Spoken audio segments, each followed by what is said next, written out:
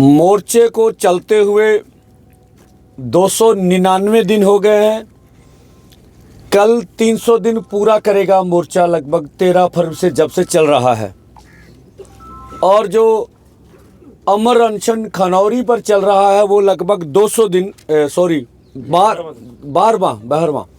12वें दिन में दाखिल हो चुका है।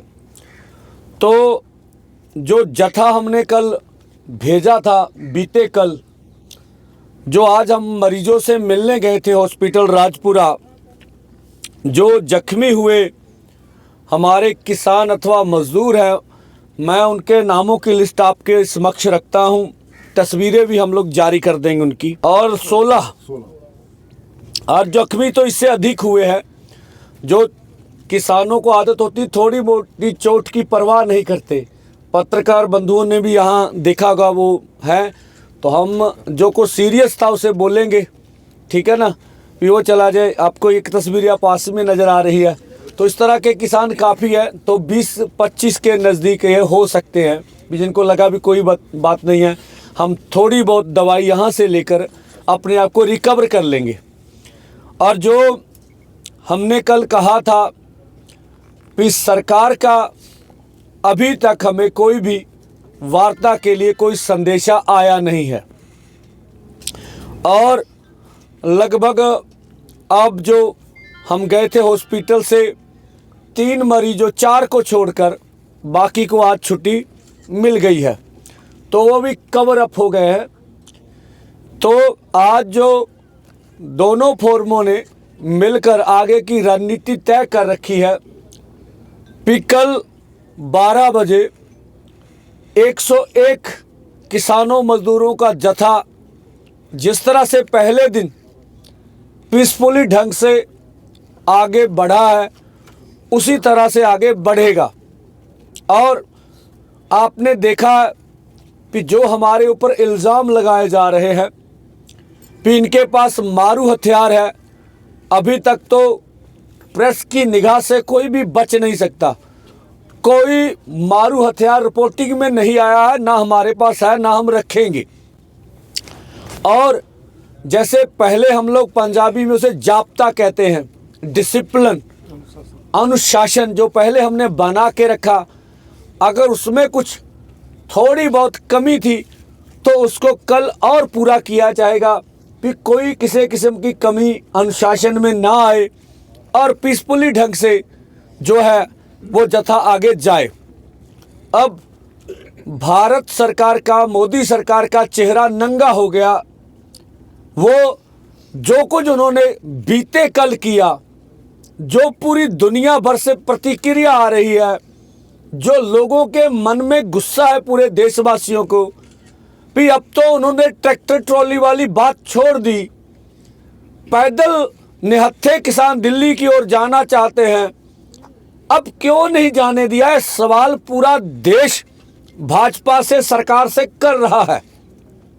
और उससे बचने के लिए शिवराज चौहान जी हों या केंद्र के कोई अन्य मंत्री हों या कोई पंजाब के भाजपा के प्रवक्ता हों, उनको ना तो टीवी चैनलों पर कोई जवाब आ रहा है, और वो लोगों का गुस्सा ठंडा करने के लिए बगैर हमसे अभी तक ना तो कोई बात है, ना कोई इससे कोई इस तरह की कोई बात हुई है, फिर भी प्रेस में बोल रहे हैं कि हम बात कर रहे हैं, हमारी बातचीत चल रही है, हम बात करने के लिए तैयार हैं।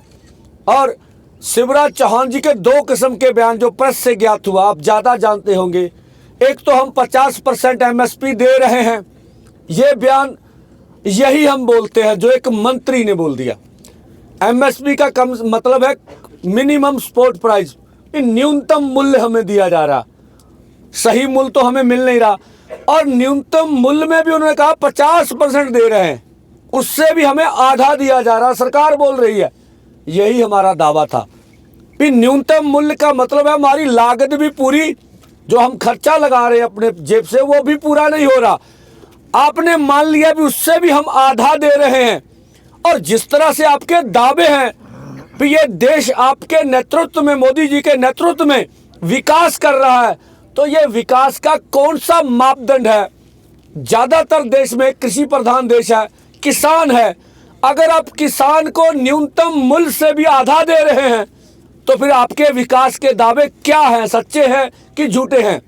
और सैनी साहब बोल रहे हैं हमारे किसान खुश हैं, वो बताएं। आपके बड़े मंत्री बोल रहे हैं, तो ये उनके दावों के ऊपर सवाल उठ रहा है। एक तो ये बात, और दूसरा बात वो फिर कह रहे हैं कि हम फसलों के ऊपर एमएसपी देंगे। यह देश को भ्रमित करने की बात है।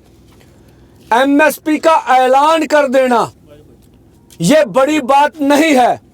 23 फसलों पे एमएसपी आप देते हो, हमारी मांग है जो एमएसपी का आप ऐलान करते हो, अकेले पंजाब अथवा हरियाणा, थोड़ा सा यूपी में उसकी आप खरीद करते हो। यही बात हम कह रहे हैं भी जिन फसलों की एमएसपी आप ऐलानते हैं उनको मंडी में खरीद की गारंटी का कानून बना के दो, ये हमारी मांग है। डेलीगेशन किया था, वो उसके सेंटर के मंत्रियों को लेकर आए थे, चंडीगढ़ में बातचीत करवाई थी। इस बार उनका ऐसा कोई ज़्यादा इन्वॉल्व दिखेगा? दो बातें। पहली बात तो ना तो हमारा पंजाब सरकार के खिलाफ आंदोलन है, ना हरियाणा सरकार के खिलाफ है। अब उनको हमारा आंदोलन केंद्र के खिलाफ है। वो पंजाब की आम आदमी पार्टी को जितनी मर्जी गालियां दे, जितनी मर्जी उनकी आलोचना करे, हमें उससे कोई लेना देना नहीं है। वो करें, उनका हक है। ऐसे पॉलिटिकल लोग ऐसे ही करते रहते हैं एक दूसरे के खिलाफ। हमारा आंदोलन केंद्र के खिलाफ है। मुख्यमंत्री हरियाणा बताएं भी अर्धसैनिक फोर्स लेने की जरूरत की क्या थी? 100 आदमियों को रोकने के लिए इतना बल प्रयोग की क्या जरूरत थी? ये जैसे बोला गया अभी, खनौरी, डबवाली और हरियाणा के अंदर पाबंदियां लगाने की क्या जरूरत थी? नेट पे लोगों को तंग क्यों किया जा रहा? उसका जवाब वो नहीं दे रहे हैं।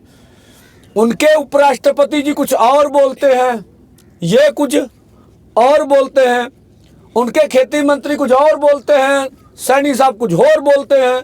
रमनीत बिट्टू जी कहते हैं भी आप चलिए पैदल, आपका स्वागत होगा दिल्ली में। और अनिल विज जी बोलते हैं अगर किसान ऐसे बढ़ेंगे तो पुलिस इसी तरह से स्वागत करेगी। वो अपने आप में कंफ्यूज हैं, उनको सही करना चाहिए। तो कुछ भी उनके बयानबाजी वाजिब नहीं है। अब कौन बीच में मध्यस्थता करेगा, इससे हमें लेना देना नहीं है। हम कह रहे हैं अगर केंद्र बातचीत करना चाहता तो हमारे दरवाजे खुले हैं। हरियाणा के एक किसान नेता है गुरनाम सिंह चढ़ूनी, उनके जिलाध्यक्ष का एक बयान